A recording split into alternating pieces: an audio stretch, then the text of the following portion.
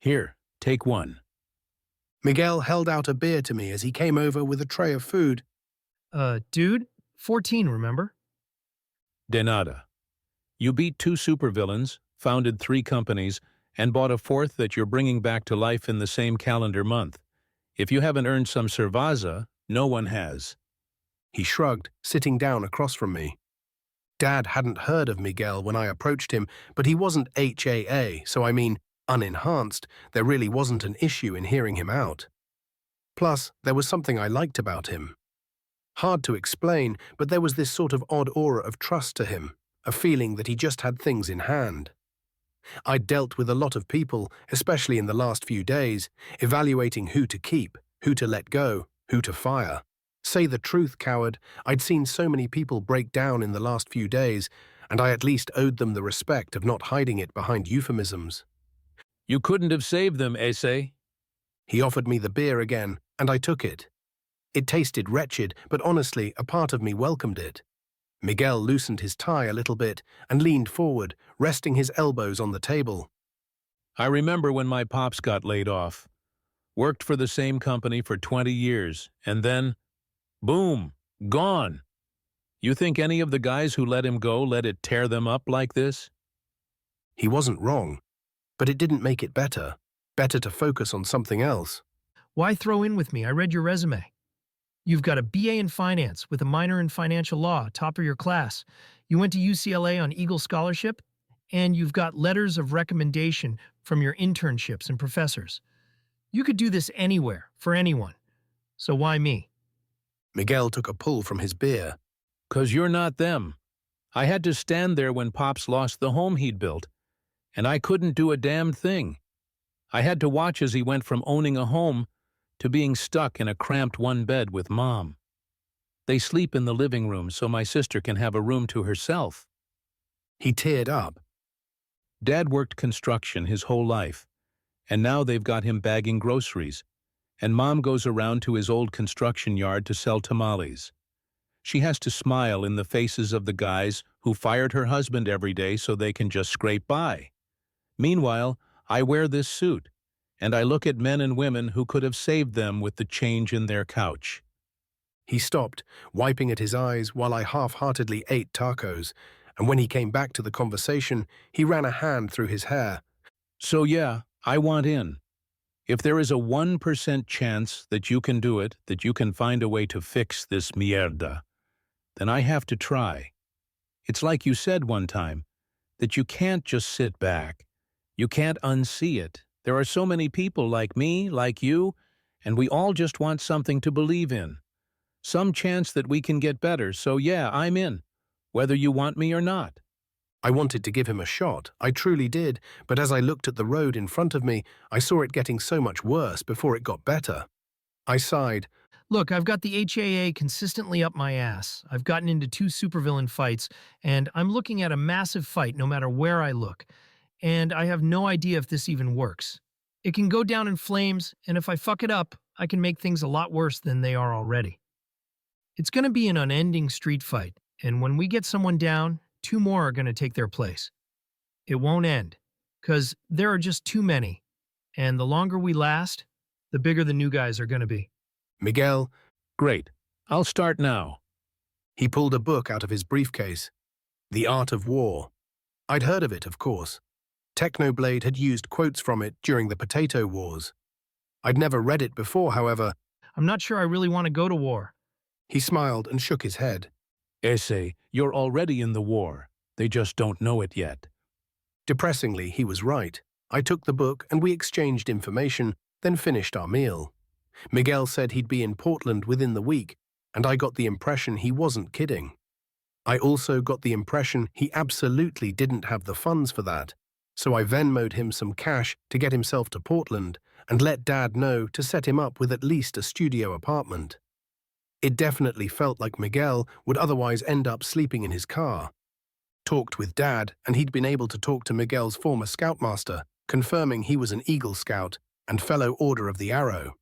The next day, we confirmed with UCLA his graduation status and his class ranking. He was on the level. I read the book and I started to get it. The biggest key was to break the will to fight me, to know myself and my enemies. I knew myself pretty well, but I didn't really know who I was fighting. They were a very nebulous they, and I would need to learn who I was actually going to be fighting for Portland if I wanted to find a way to step over them. I was completely sacked by the time I got back to Portland. I had enough time to shit, shower, and shave before my last scout meeting before Camporee. Mum and Dad both thought I should skip on the meeting, but I didn't want to. Scouts was always a safe space for me, somewhere I could go and just be. Far from stress, it made me feel relaxed, like I knew my place in a world around me that was changing too damned fast. I was in for a surprise, though, as Amy and her dad were waiting in the parking lot of the church we had meetings at. I was thrilled to see her, but by the look on her dad's face, I was in trouble. Amy came directly up to me, and yeah, she was pissed. What the hell? I haven't heard from you in days. I dropped my head and pulled off my cover. I'm sorry. I was in a bad place. She slapped my shoulder. Idiot. Amy came forward and hugged me tightly. That's when you need to talk more. I just let her hold me there for a minute until I got the 5-minute warning from my watch. Not that I don't love this, but I kind of have a scout meeting to run. Would you want to come in? We can talk after. She nodded, and her dad followed me inside, where the boys of the troop, on seeing me holding her hand, acted like a bunch of teenage boys. Mr. Bethel snapped up 3 fingers quickly, and they did settle down, at which point I directed Amy and her dad to where the parents and coffee were, while I broke off to the podium. We left for Camporee tomorrow after school let out, but as I looked around, I noticed an oddment. I'm sorry, do we have more boys than last week? Sure enough, we'd gained nearly a 25% increase in the number of boys in the troop. I just hadn't noticed it until now. At first, it had been 1 or 2 following the Reaver fight, but now I was starting to notice we had definitely gone up in membership. I'd just been so busy with other things, I hadn't thought about it. Oh, right. I did fight off a supervillain in a Boy Scout uniform. One of them was Brad, standing over by Daryl, who just shrugged at me, and I couldn't delay the meeting for this. Well then, welcome, and I'll make sure to learn all your names in just a bit here. First order of business. I had everyone going over supplies for tomorrow.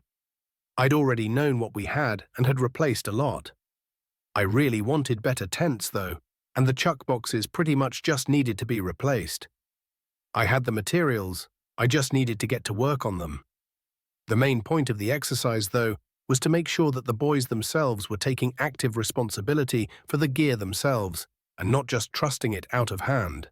The patrols of the troop each put forward names for their individual patrols, and that took a bit, since some had chosen names that were just silly, or purely because they sounded cool.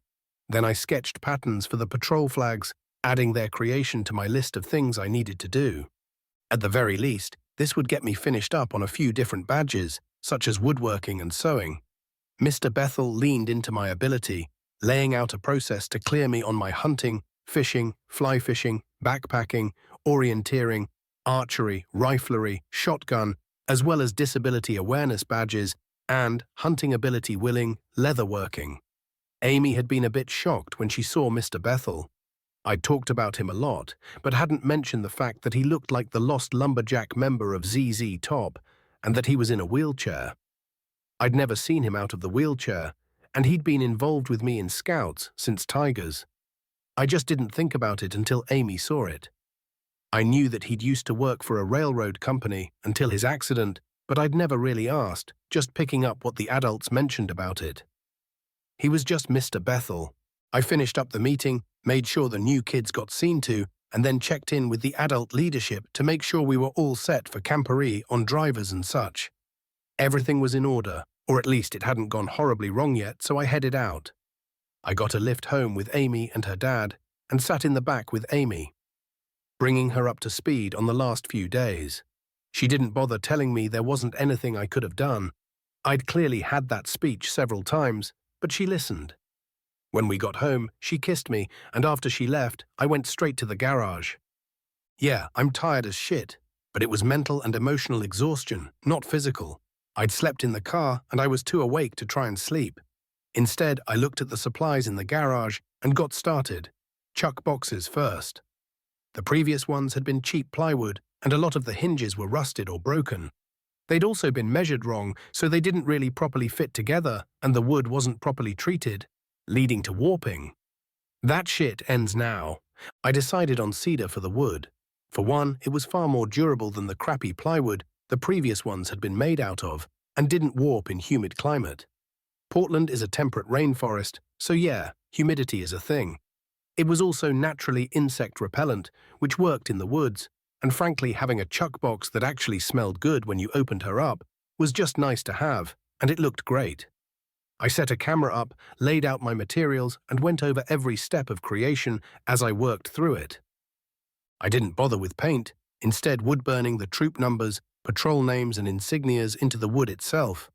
Then, once that was done and everything was assembled, I applied a solid amount of clear coat to each, keeping the garage door open for ventilation alongside wearing a mask. They looked great, and while they were setting, I uploaded the video I had and turned my attention to the next thing: tents. I wanted a ratio of 1 tent for every 2 boys and leaders, assuming 100% attendance. The tents we had were older, pretty beaten up. And honestly, they hadn't been great tents to start with. They were what we could afford as a small troop with a limited budget. Now, however, we could get some real tents. I got to work, and Reva assisted, reforming into tools as I needed them, using tendrils to grab items I needed, and syncing me so I could work faster than even my 1% could allow for. I modeled the new tents after army tents. Tents we could full stand up and move around in, rather than being straight stuck to the ground. Even if it was pissing rain, we would be up off the ground and dry in the tents. I treated the canvas, ensuring it was as weatherproof as I could make it, and then got to work on cots and foundations, again using cedar. It was durable, it could put up with pretty regular abuse, and I could work them together so they could be broken down easier for transport. I spent the whole night working, finally crashing out somewhere around sunrise. But it felt good. As a final bit of outfitting, I lined up some cardboard boxes for the troop. I might not be able to participate in the challenges for the weekend, but damn it, we would look the part of champions.